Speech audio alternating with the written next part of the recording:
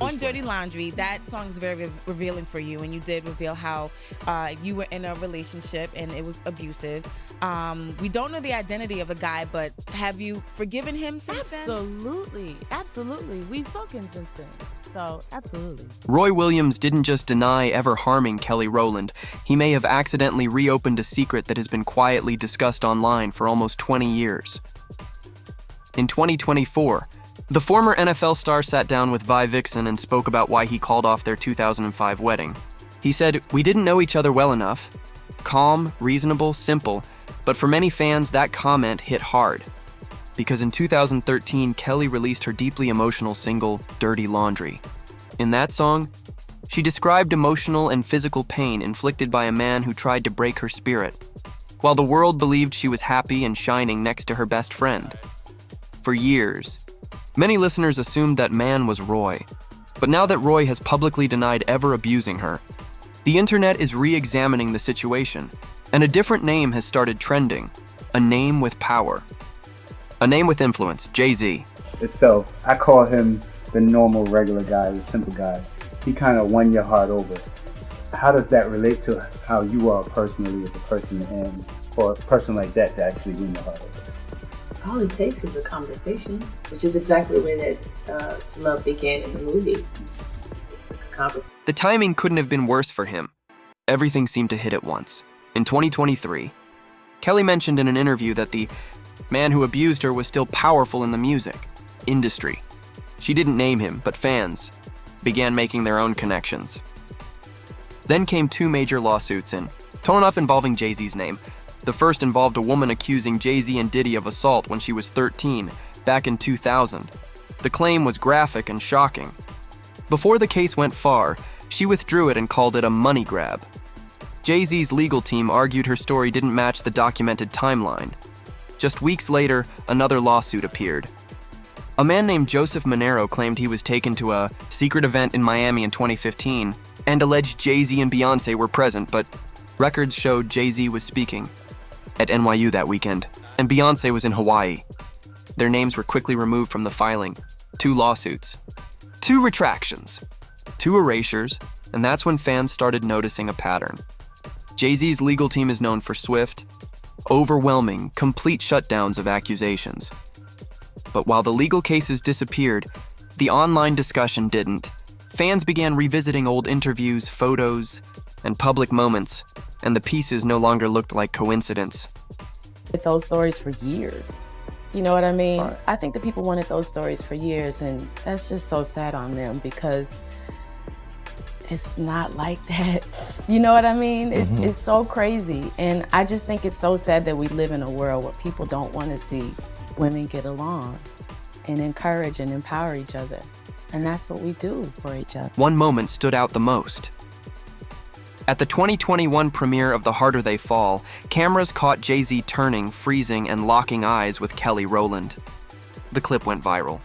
His expression shifted, shock, hesitation, before he smiled and hugged her, saying, "I didn't even know you were here." People debated that moment for months.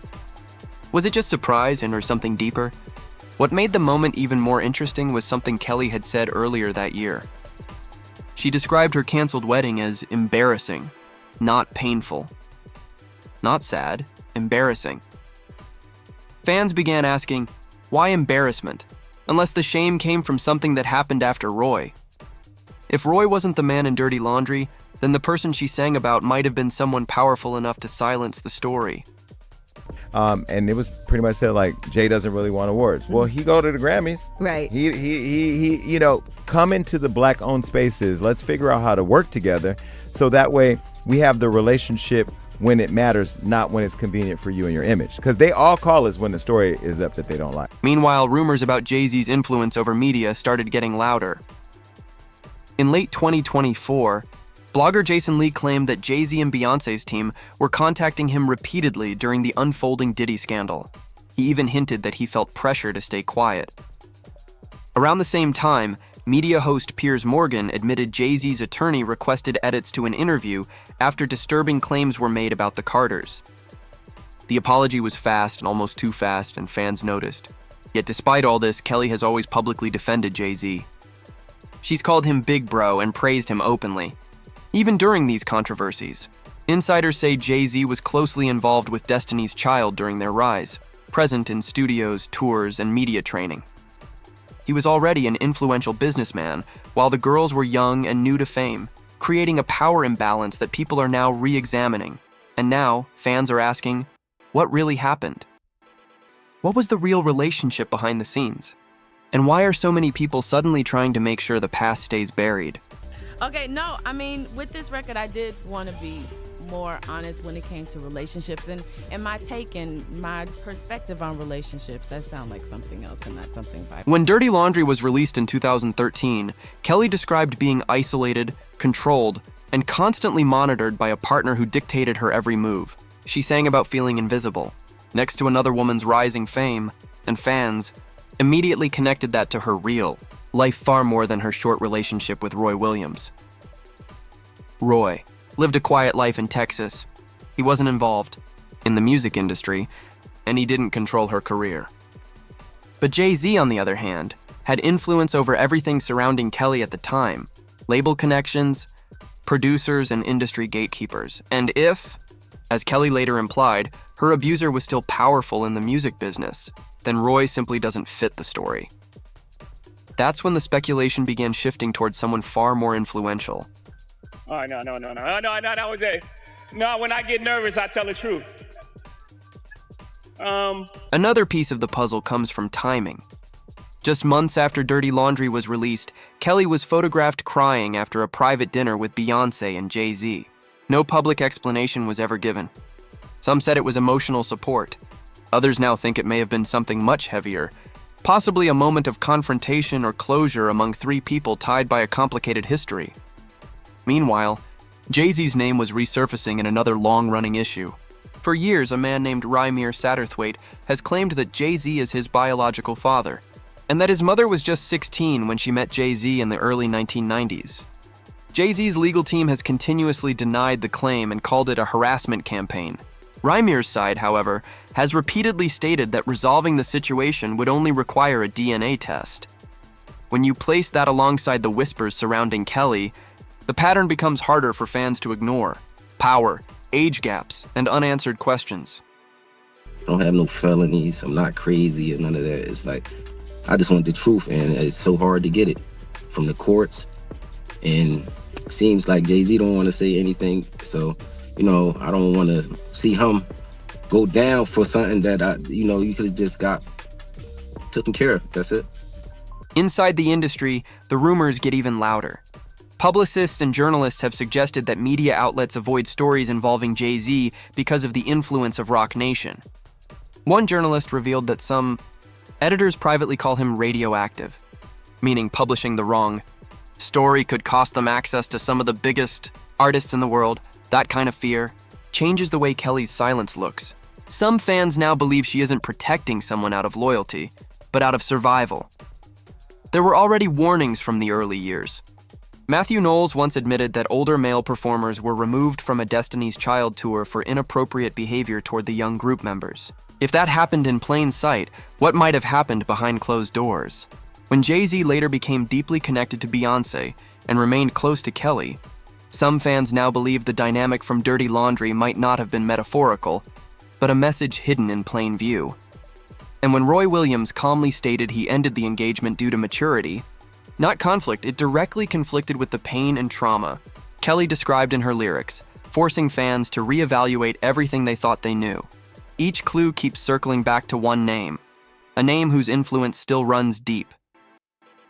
I mean, why waste my time? And sometimes you respond to something that brings way more attention to it, too. That too. And it's just, it goes into another space, and then you just like, oh, y'all not listening to me. Jay-Z has never directly responded to the speculation connecting him to Dirty Laundry. His team typically issues short, indirect denials or remains completely silent, but his actions, rapid legal intervention, media suppression, and carefully controlled public appearances, suggest a deliberate management of narrative. Whenever a new allegation surfaces, it disappears quickly.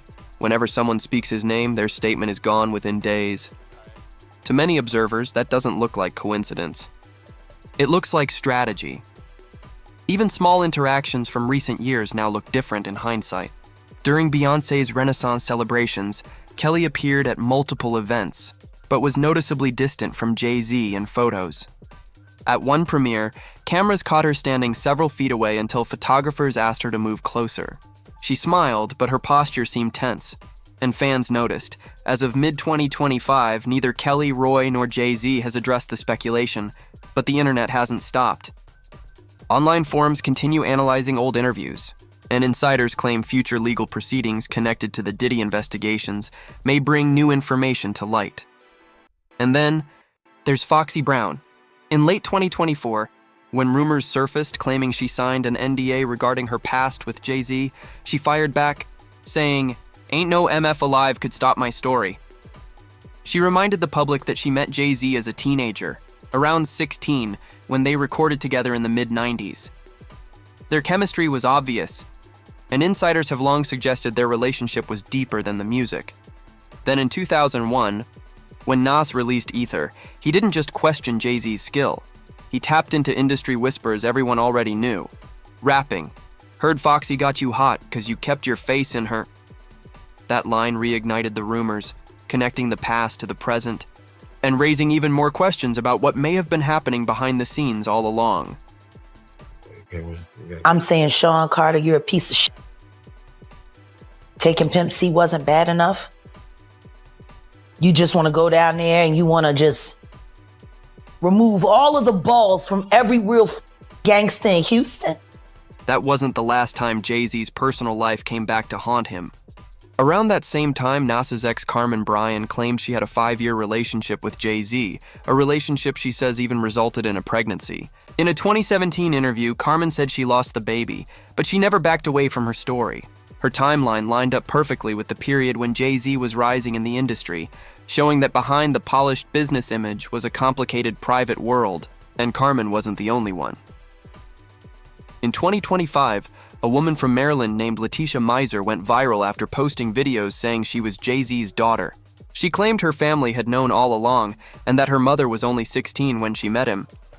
People online pointed out the resemblance, and the timeline, the early 90s before Beyonce, caught a lot of attention. But Jay-Z's legal team moved immediately. They didn't just respond, they activated. Because when it comes to protecting him, his lawyers don't fight scandals. They erase them. The clearest example is Rymir Satterthwaite, who has spent more than a decade insisting Jay-Z is his father, asking for one simple DNA test. Court records show that Jay-Z's legal team fought him at every angle, challenging jurisdiction, deadlines, and even arguing that the statute of limitations expired before Rymir was old enough to defend himself. The strategy was clear: delay, deflect, outspend, and outlast. Rymir's side claims Jay-Z's team used legal technicalities to block the DNA test, while filings from 2024 accused them of hiding behind sealed documents. Every hearing seemed less about truth and more about exhausting the other side. This wasn't legal defense. It was legal domination. I would hope he would think about it and this would be in his mind, but I wouldn't actually know what another person is feeling. And when you look at that pattern, you have to wonder, if Jay-Z's team goes that far to shut down a paternity claim, imagine how far they would go to silence an abuse allegation from someone inside the industry, someone like Kelly Rowland. In 2023, Kelly didn't call her abuser famous. She called him powerful. And that word wasn't random. In this business, power means control. Control over the press, over the narrative, and over who gets to speak. And we've already seen what happens when that control is challenged. In 2024, Piers Morgan aired Jaguar Wright's explosive statements involving the Carters. Within days, Jay-Z's lawyer Alex Spiro stepped in. The clip was removed. Morgan apologized, calling the claims false and legally unsafe. A show known for being unfiltered censored itself. That wasn't coincidence. That was power. Beyonce and Jay-Z will do anything to destroy anyone who speaks out against them. Behind the scenes, insiders say that Alex Spiro has become one of the most feared lawyers in entertainment, the fixer whose phone call can make a story vanish overnight. Some journalists admit they've been quietly warned to stay away from certain topics if they want continued access to Roc Nation. And because of that, the truth in this industry doesn't disappear. It just gets buried. So when Kelly Rowland publicly calls Jay-Z one of the greatest men she knows, it becomes impossible to tell whether the words come from loyalty or survival. Because if she ever spoke openly, She would be facing the same legal force that has made lawsuits, interviews, and claims disappear as though they never existed. That's the real heart of it. Dirty Laundry wasn't just a song. It was a message. Half confession, half cry for help. For years, people thought the song was about Roy Williams, but his denial changed everything. The only person who still fits the timeline, the power dynamic, and the emotional weight is a mentor from her own circle. Someone untouchable. Someone like Jay-Z.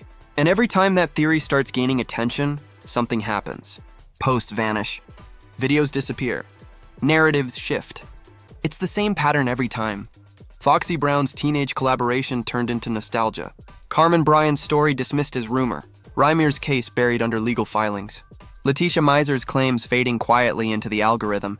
Maybe each situation could be coincidence. But together, the pattern is too sharp to ignore. Through all of it, Kelly's silence remains intentional, calm, and unbroken. She has never named anyone. Yet Jay-Z's team spends every year making sure no one else does either. So the real question is simple. If all of these claims are false, why is there so much effort to erase them? Are we seeing an attempt to protect a legend, or the quiet panic of someone with too much to hide? Like, share, and comment your thoughts below. The truth feels closer than ever.